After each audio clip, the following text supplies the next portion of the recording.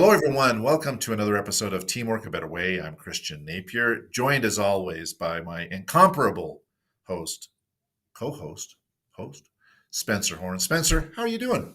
I am great, Christian. Always love to be with you. And wherever you are, doesn't matter to me, just as long as we're together. I'll take that as a backhanded slash compliment in quotes to my austere environment here. I'm just in my work office instead of my normal digs in my home office. So I Changing the apologize. world every day, aren't you? Yeah, one technology project at a time. Here we are.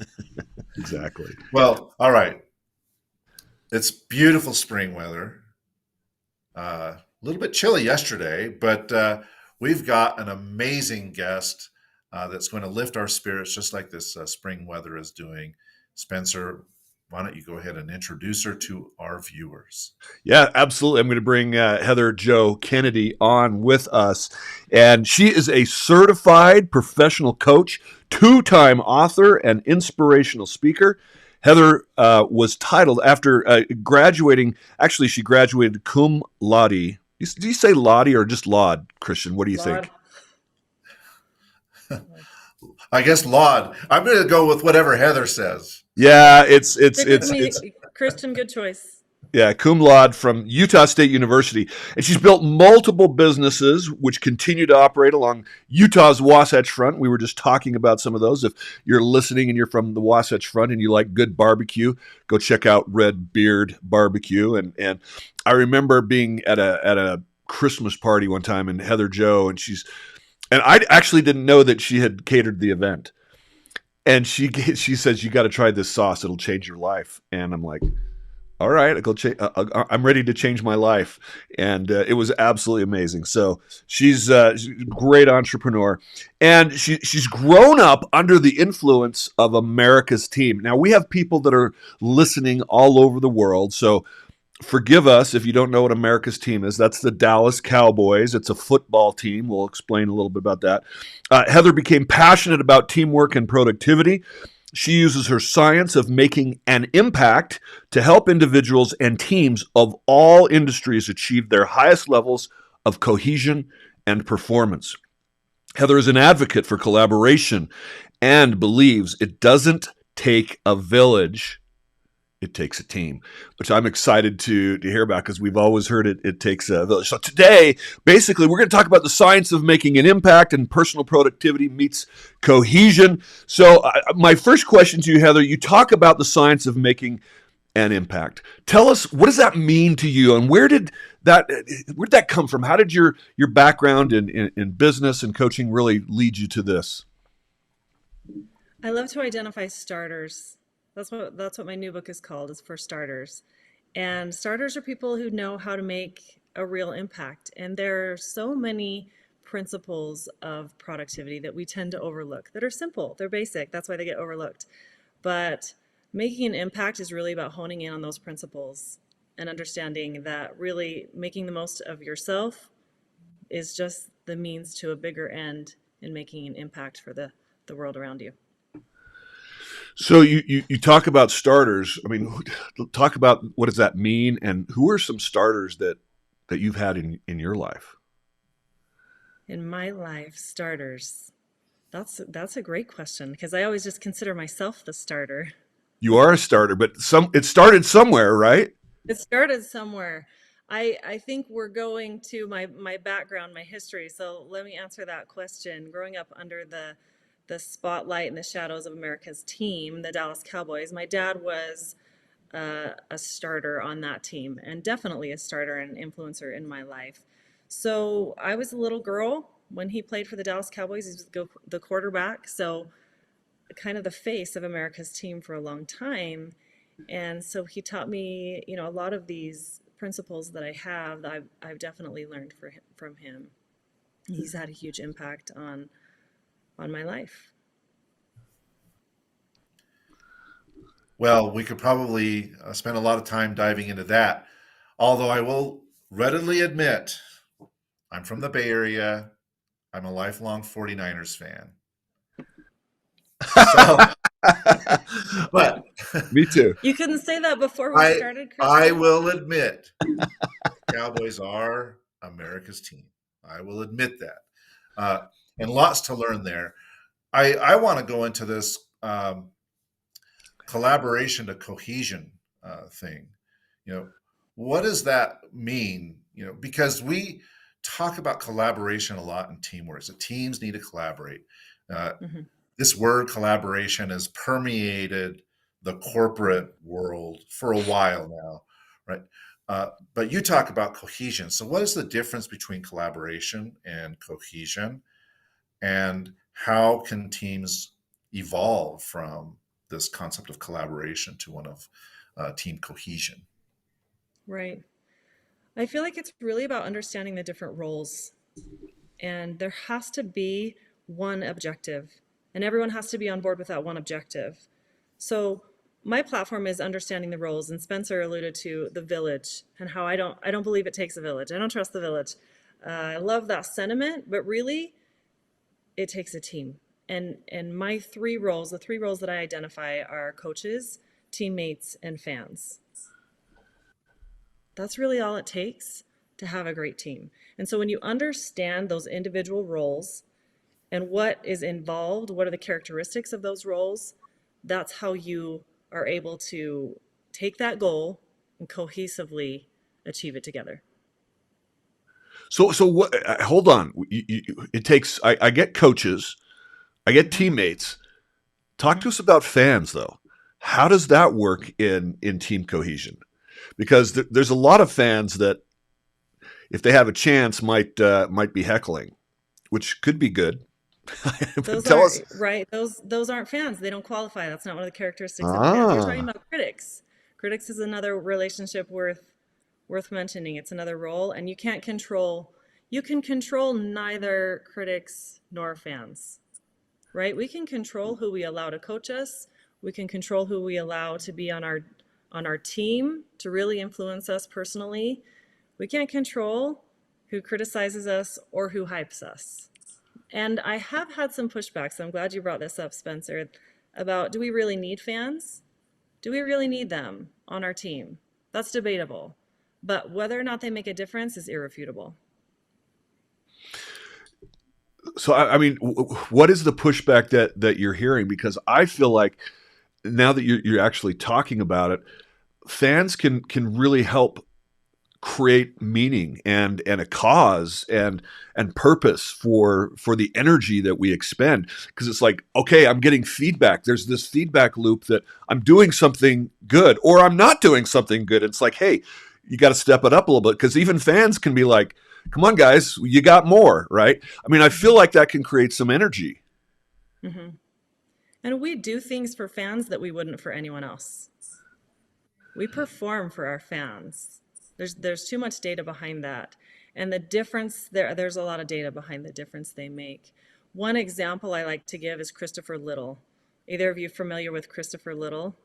No. Most people aren't. Christopher Little was an English literary agent who the literary agent's job is to connect an author with a publisher.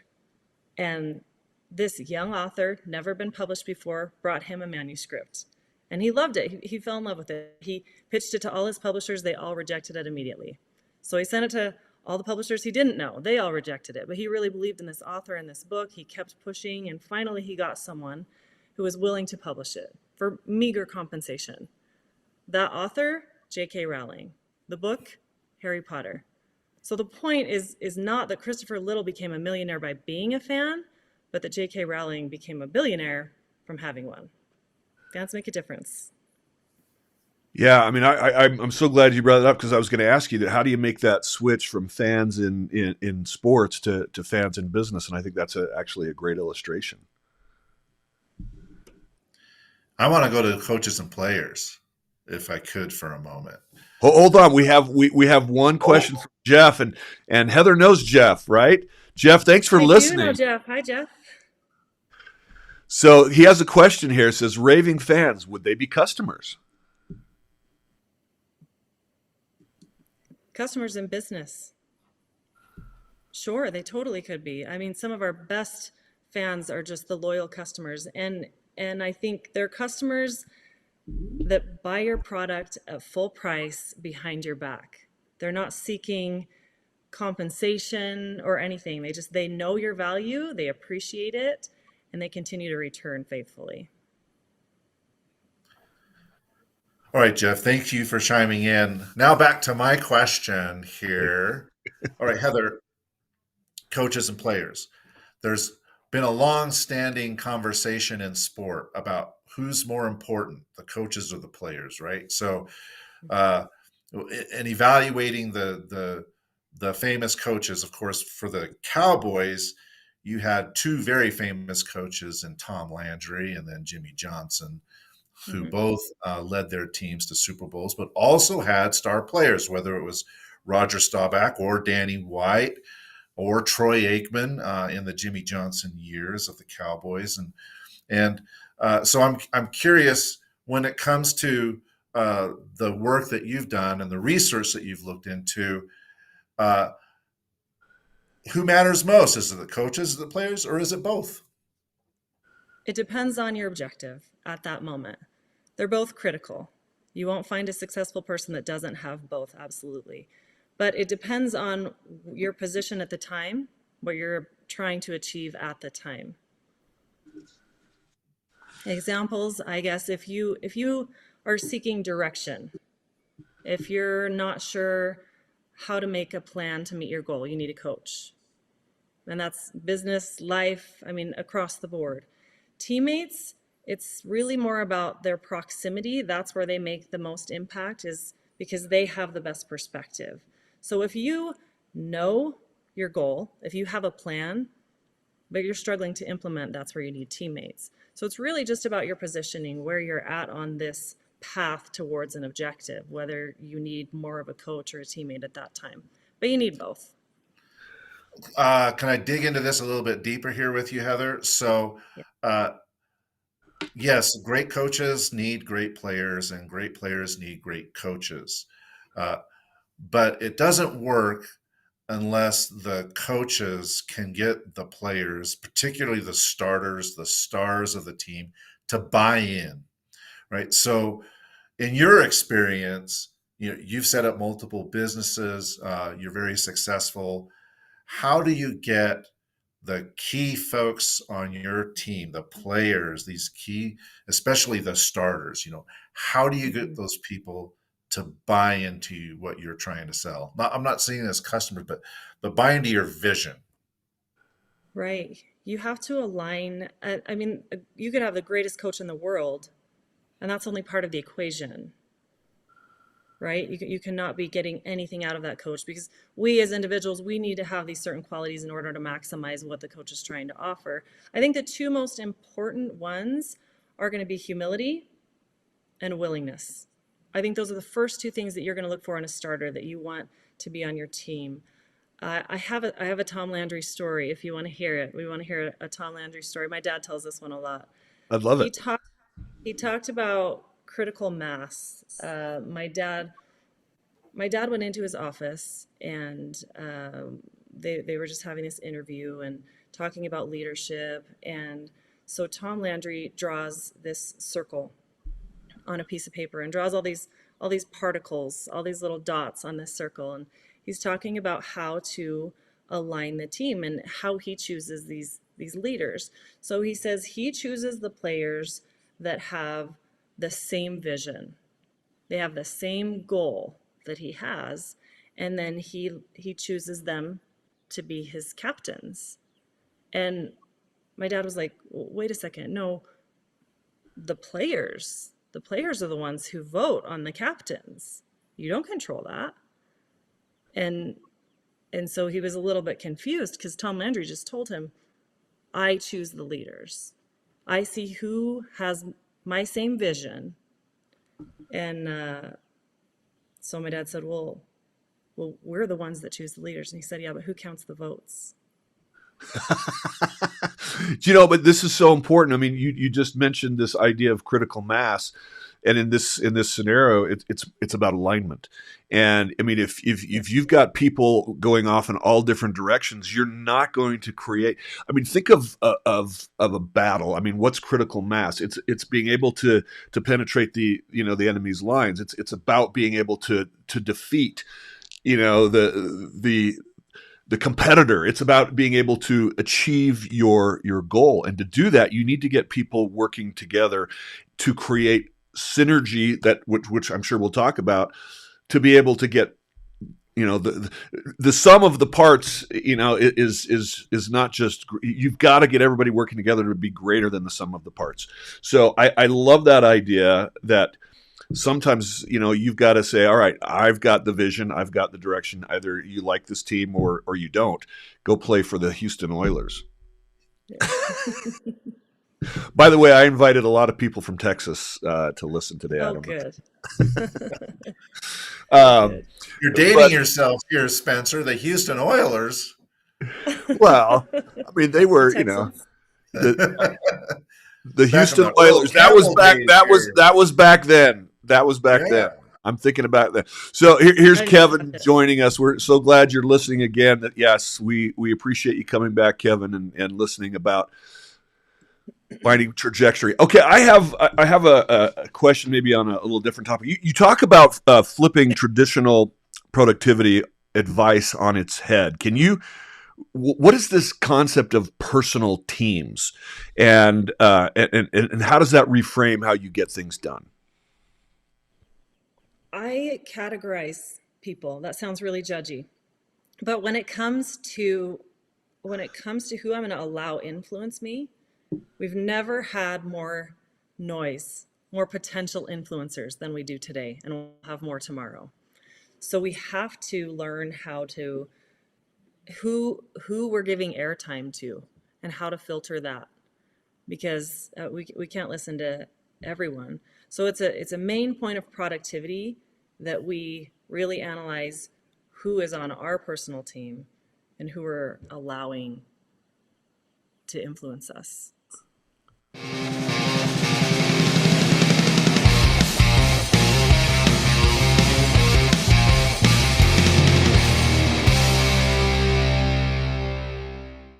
That really goes back to the fans, right? That you were talking about earlier. I think Is it's all of them. Yeah, I think it's all of them. And, if I could for a minute, just growing up, I really did distrust the village. In our situation, I get this question all the time. I'm just going to go ahead and answer it because I'm sure people out there are wondering, what was it like growing up in that environment? I rode the bus to school. I had chores. I scraped my knees. And what was it like having my dad be on the cereal boxes at the grocery store? He mowed our lawn. He went to work like other dads. He took us camping. So the real difference I found was just in the way other people treated us. And I recognize that. Yeah, I recognize it more now looking back. I think my parents did a really good job of protecting us, but people wanted to get close to us, some for good reasons and some for not good reasons. And so that's how I came up with this formula of coaches, teammates, and fans, because those are the people that I know they have a role. I can trust them. I can allow them to influence me. Yeah, I mean, I've watched you now for quite a while, and I remember when we first met, you were a little reluctant to kind of talk about this story because you didn't want people to, rightly so, judge you because of who your family is or who your father is, and I believe you're standing on your own merits right now, but I completely understand that because there are a lot of people out there that want to take advantage of. Um, Hangers on, they're sycophants, they whatever, they want to manipulate situations and relationships for their own good. So I think it's wise to be careful.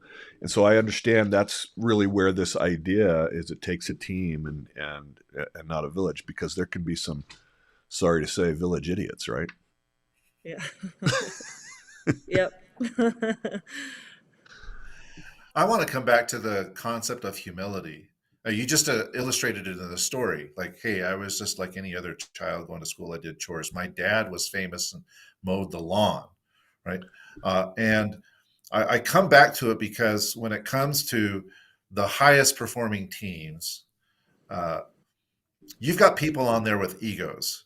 They have egos for reasons, right? They believe in themselves. They believe that they know the way to get things done. And yet, you talk about humility being a defining characteristic of a successful coach or a successful player.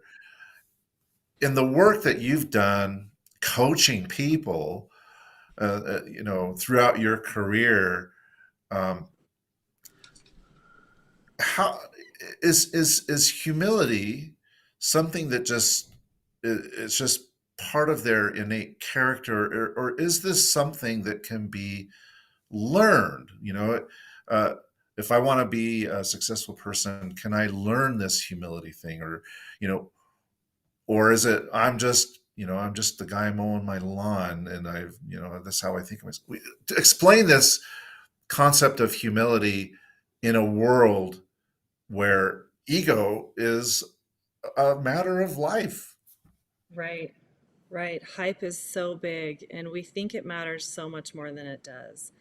But if you think about fans, it's not their hype that binds us to them, it's really their lack of conditions when you really look at fans.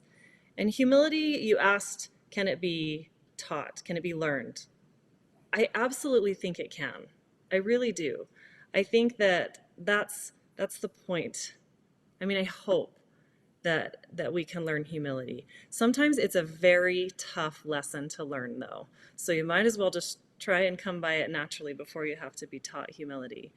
But it is this balance because, like you said, we have to have that confidence in order to perform, but maintain humility. So there's a little bit of a paradox there. You have to recognize your infinite potential and worth, and at the same time, your profound expendability. I think that's so important, Heather. It's interesting. Sometimes we get into little bubbles in our own world, and we think there's this ZZ Top song. Again, sorry for those of you who don't know American pop culture. ZZ Top. There's this song. It's called "I'm Bad, I'm Nationwide," and the idea is because I'm a big deal in my neighborhood, that somehow translates to being, an international phenomenon. I had a great mentor. Christian knows his name well, Kelvin Cullimore. Out of college, I moved to a small town, Branson, Missouri, big entertainment town. Right, there's a lot of older, over the hill type of entertainers, um, people like Tony Orlando and other people went there when their careers were kind of over.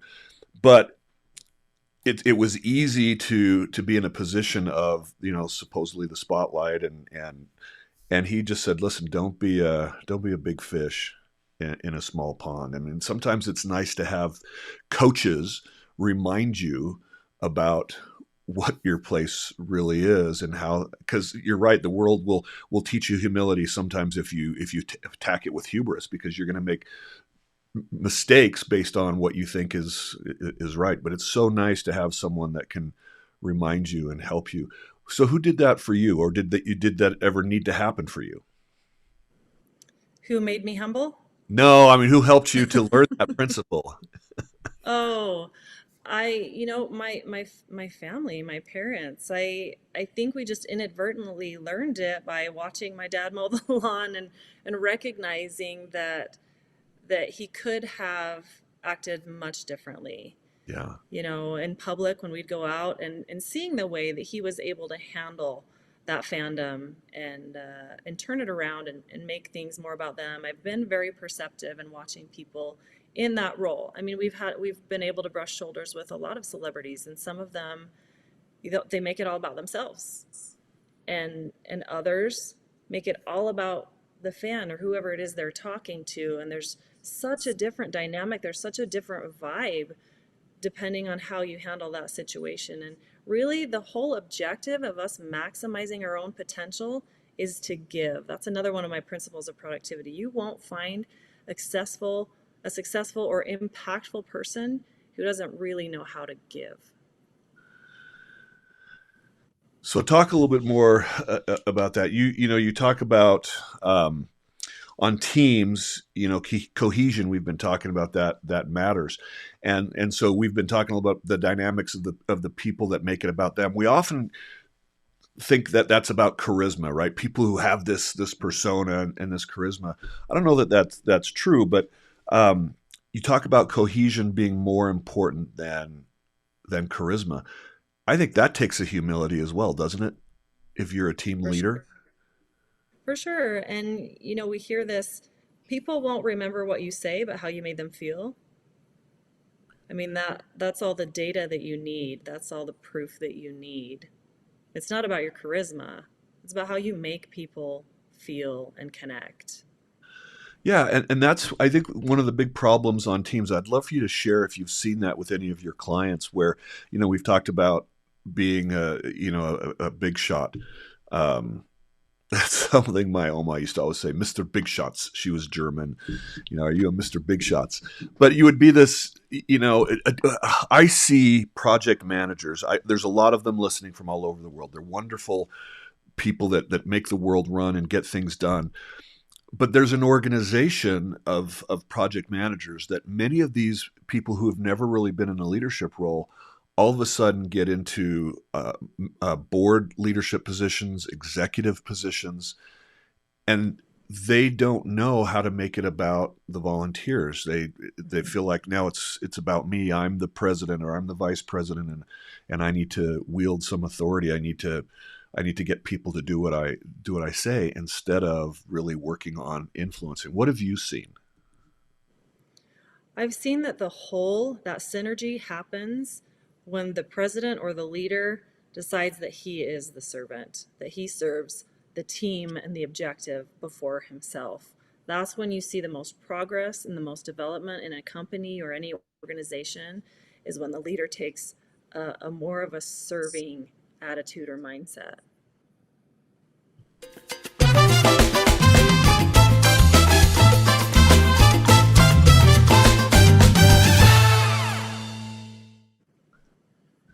All right. Well, I'm finding this conversation here fascinating, Heather. I want to come back to something that you said moments ago about noise. And there's really today an unprecedented amount of noise. Uh, Coming back to sports, uh, you know, I would say 40, 50 years ago, teams tracked a variety of statistics to measure their performance. Uh, the availability of new technologies has exploded the number of data that teams can use to assess their performance. And on the fan side, uh, I know when I was growing up, this didn't exist, but today, You mean when the whether it's Oilers were on, around, Christian?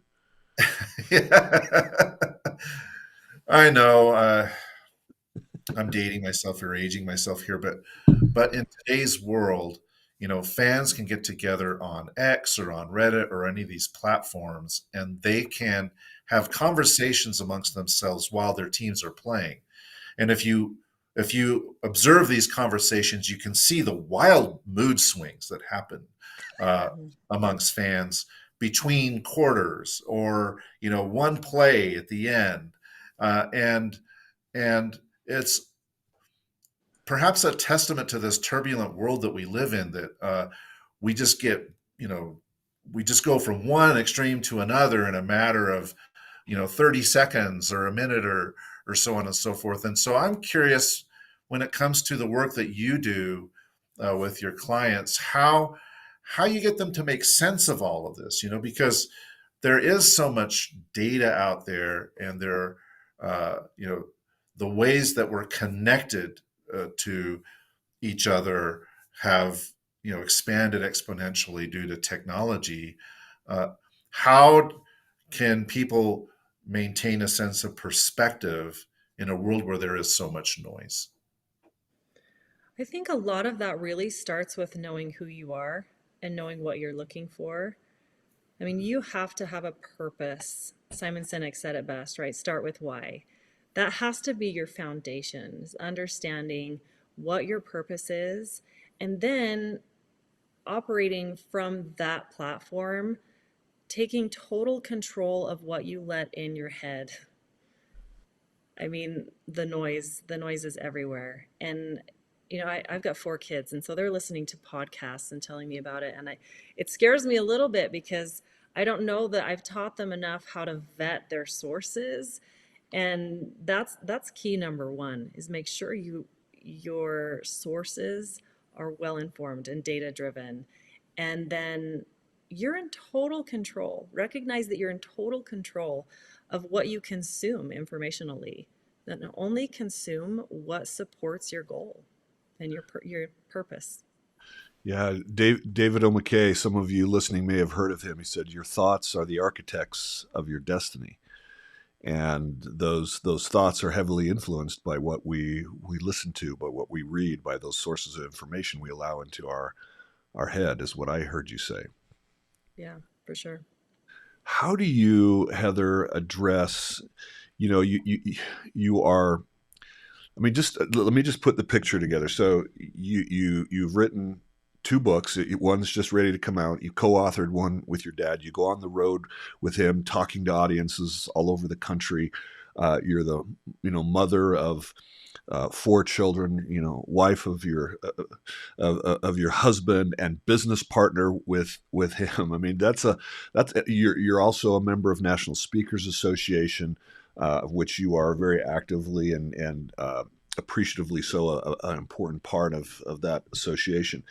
How do you manage all that, and what happens when team cohesion doesn't go well, when things go wrong? What's your formula? What's your recipe to help manage all of those demands, and when team cohesion doesn't meet your expectations, what do you do? Such a good question. And I will say I don't feel like I manage it well. I do not feel very graceful. I'm not a good multitasker. I feel like I'm a hot mess most of the time. You gave me anxiety just listing off the things that I'm involved. Thank you for that. I'm gonna have to go take a moment. Uh, but no, it really comes back down to my 6 principles, and one of the biggest ones being that team. You mentioned my husband. He is my rock, and I'll give you one little tip here. If you can find someone who can operate as a coach or a teammate or a fan, given the circumstances, given whatever it is you need at that moment, you have found a gem. And there are times, many times actually, that I've told him, I do not need a coach right now. And I'll tell him specifically what role he needs to feel. But if you have these 6 principles dialed in, I really think that's what makes what we do more doable. And and so, can you outline those 6 points for us? Sure, sure. So the first one is gratitude. And I think I mentioned this, they're basic, they're so simple, but I've done a lot of research on how impactful they really are. So gratitude, identity, we talked about that a little bit, understanding your why, your purpose, your identity, and then building on that identity, a team. Your team is number 3. Number 4 is action. And action has a lot to do with control, which we've talked about a little bit. After action is give, service, having an outward mindset. And then the last principle is how we finish. We know there are starters on a team. In basketball season is thick right now. So you have your 5 starters. They're not always the same as your 5 finishers. And finishing is an important concept that I think we overlook sometimes.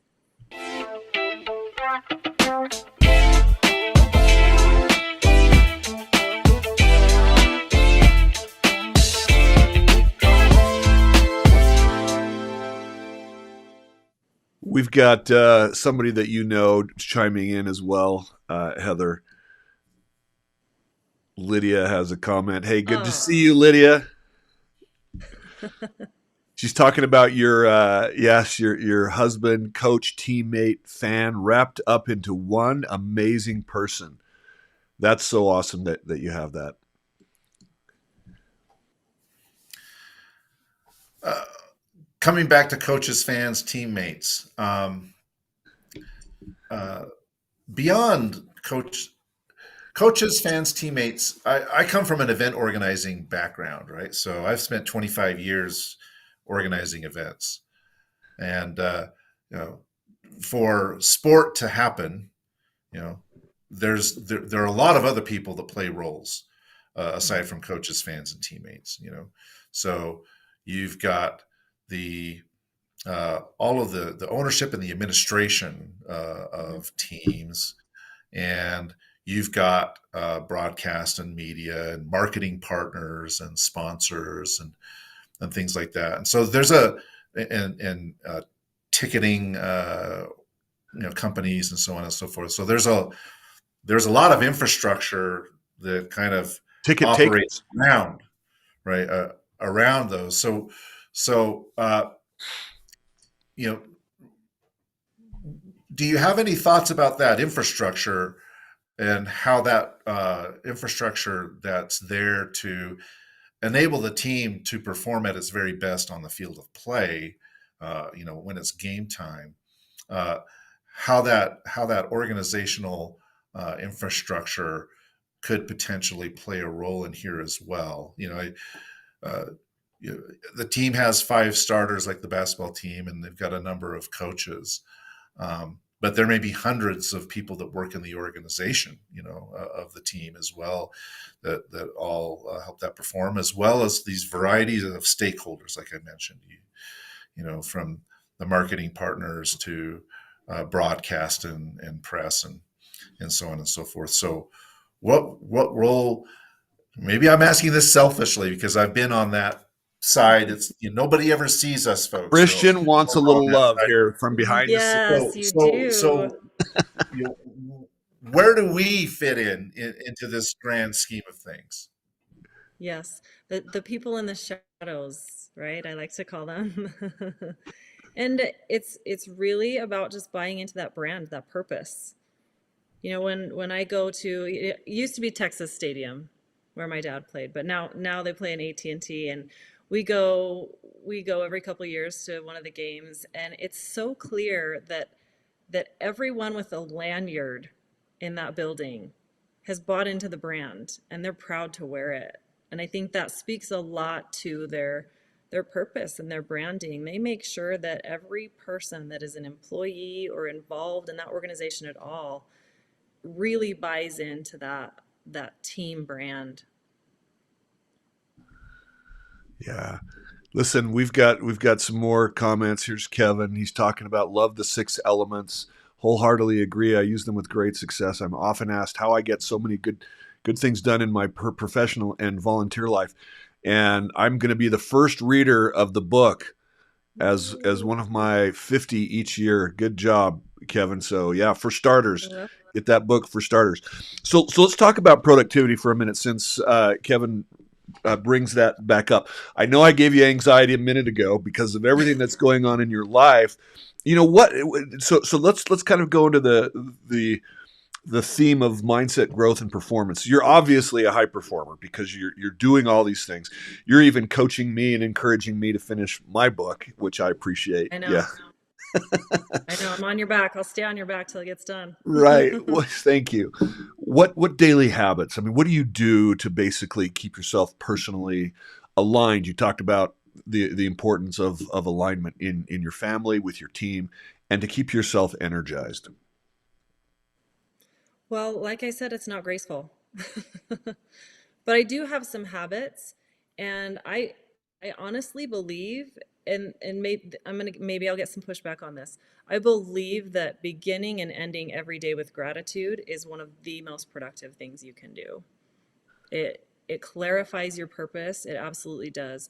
There are so many, I mean, you get on the internet and look up how to be more productive, you're going to get a gazillion tips on how to be more productive. And these six elements are just things that I have identified because same as Kevin, I've just always, since the time I was a little girl, I've gotten more hours out of the day than most people. I've just been able to, and these are the six things that I really have felt like contribute to me. And so at the end of every day, I go through and I say, have I done all of these things? And I make sure that they just become a habitual part of my day. And there And there are lots of days that I'm not productive, so let me just throw that out there. no, thank you for being real, and that's I think that's one of the things that makes you so awesome. But it's, um, I blanked out there for a second, but gratitude is so powerful, and it ties into, I think, humility as well. And I also think it ties into energy, because if you are grateful for those things that you have, you just, it changes your focus and your energy. And I think instead of worrying about what you don't have and what you can't do, whether you, well, I don't know who would give you pushback on that. I just think it's such a great practice. And if you're thanking, your partners, your team, your family, your coach, your God, for everything that you have, I think it makes you more teachable, more able to receive more help and more support. And so I think that is an incredible practice. I also like the idea of action. And I want to talk a little bit about that. My son called me the other day. We're writing a family history book. My son-in-law is doing it. It's just so fascinating, all the history that we have. And Christian, I actually had no idea that apparently I descended from 8 of the original Mayflower passengers. And my Wow. folks aren't even American; they're Canadian and German. But there is a connection. There is a connection through one of my Canadian roots became Crown loyalist and left the United States and went to Canada. So, um, but the point is that we're writing all these histories, right? And part of it is gratitude. My son, he's 26 years old. He was asked to write what he's learned, and so he called me. He said, "Dad, I feel like this is future generations are going to read this, right?" And so I get to be a coach and a fan of him to kind of help him, and it's so interesting to see how he developed over his life. And in high school, he was a performer on the volleyball team. They won a state championship in Nevada, but he was never a serious student. Always knew that he had great capacity. He was really very smart, and he just figured it out later in life. And the key to doing that is action. Just when he started to struggle, he would start moving his feet. And I think when you're anxious or when you're frustrated and you just start doing something, it so much starts to fall into place and your life starts to get better. I'm sorry, I Mhm. didn't mean to just go on a little rant like that, but any thoughts that you would have on action and getting a little deeper into that? Absolutely. Action is so powerful when you're in control of it. And that's what I coach is this idea of control. If you think about the last time you were frustrated, it was probably because you were trying to control someone or something that you couldn't, or you were allowing someone or something to control you that you shouldn't. Yeah. So it's really, we have to act on things that we can control rather than reacting to things that we can't. And splitting that hair is is a big difference.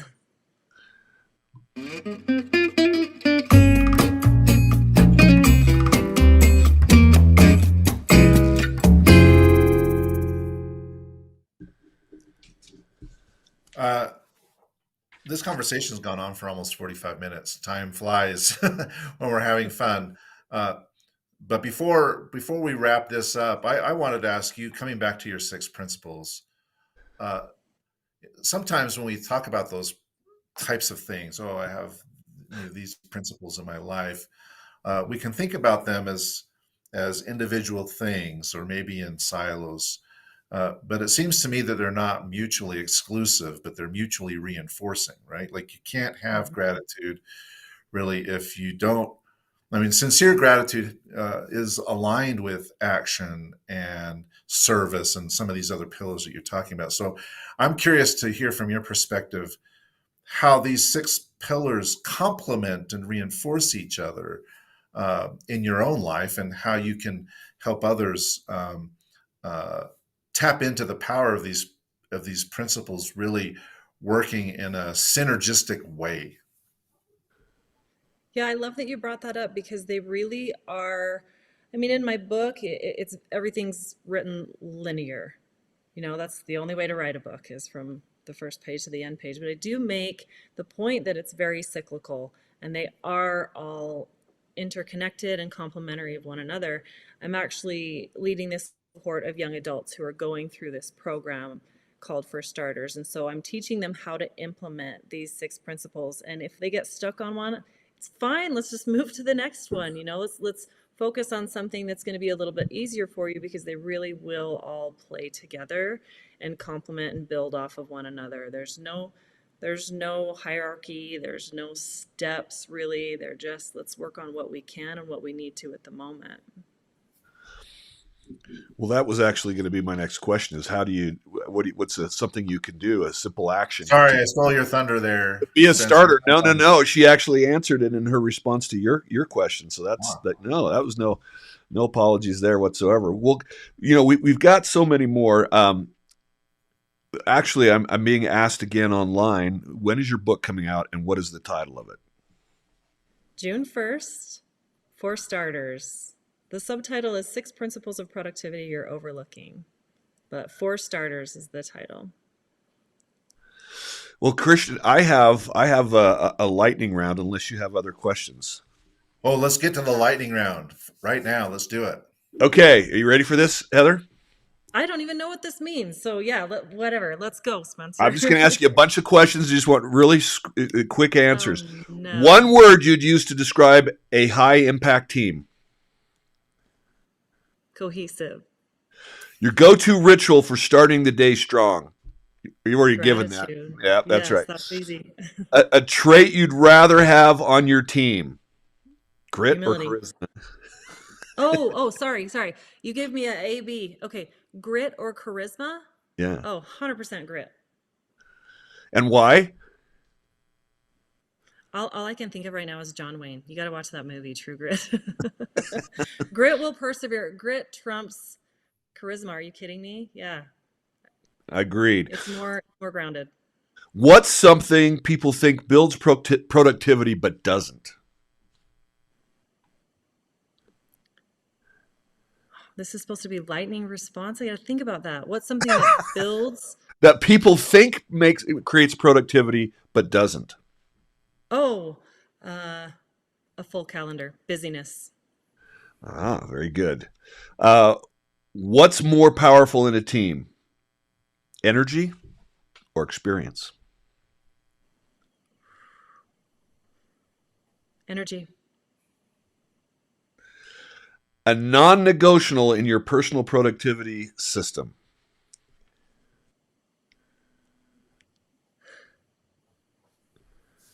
The team mentality. The team mentality. Best lesson you've learned from building your own teams.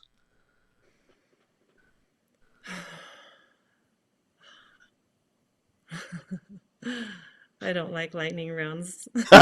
You're doing great. Best lesson, persevere. Yeah, so persevere, don't stop. So here's a favorite quote or mantra that keeps you grounded. I'm going to say it takes a team, not a village. Oh, I love that. That's my own. I made that up. But do you have another? One that's influenced me? Yeah. A quote? Mantra, anything. Yeah, a mantra, a quote. There are so many, honestly. There are too many. I have a mantra of the week or the day. So there's just too many. I'm a big fan of literature and constantly learning. So it depends. It's my flavor of the day, really. Yeah, you talked to us about this literary agent that we didn't know, but what's something every team should do before they get to work? Come together, collaborate. Okay, here we go. Last one. Are you ready? Finish Yes. this sentence, Heather Jo. Great teams don't happen by chance. They happen because They're aligned.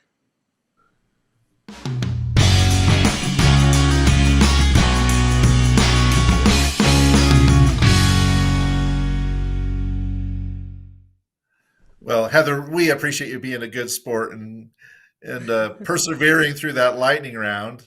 We appreciate it. Yeah, you got to give me Super those excited. questions beforehand. Yeah. There were some thought-provoking ones in there, Spencer. So It was good. the new book's coming out. Super excited for that. If people want to pre-order the book or they want to reach out and connect with you to see how you could potentially help them achieve their potential, what's the best way for them to connect with you?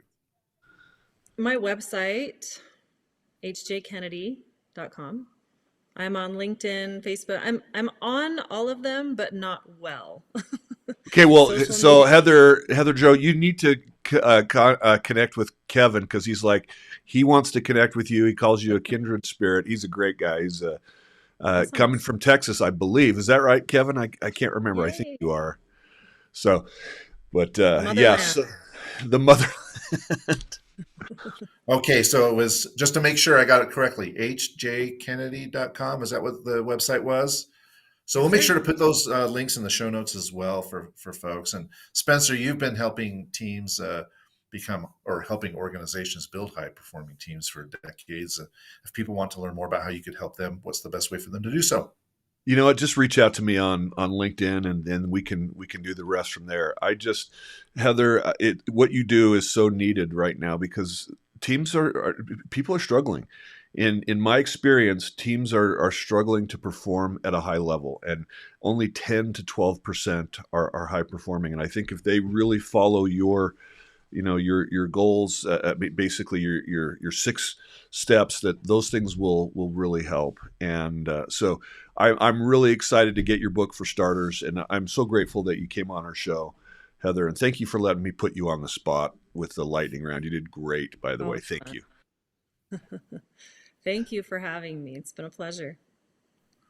We're grateful to you for dedicating an hour of your day to join us, Heather Joe, and also listeners, viewers. We appreciate you. So please like and subscribe to our podcast, and we'll catch you again soon.